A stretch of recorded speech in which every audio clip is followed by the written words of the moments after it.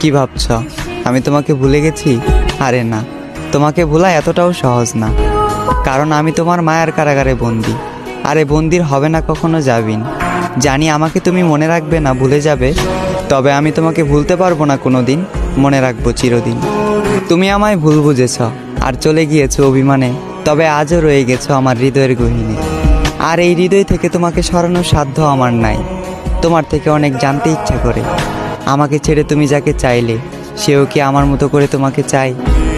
সেও কি মন খারাপের দিনে তোমাকে আমার মতো করে হাসায়? সেও কি তোমার অভিমানের ভাষা বুঝে? সেও কি সারাদিনে একটু কথা বলার জন্য বাহানা খুঁজে? হয়তো হ্যাঁ, কারণ সে তো তোমার মনের মতন। তাই বলি আমার মতো তাকে অবহেলা করিও না, মন গহীনে রেখে করিও তাকে যতন। তুমি আমার কাছে ঠিক চাঁদের মতন, তাই দূর থেকে তোমাকে দেখি অন্য কেউ তোমাকে স্পর্শ করবে, এই কথা ভাবলে অশ্রু জলে ভেসে যায় আমার আঁখি।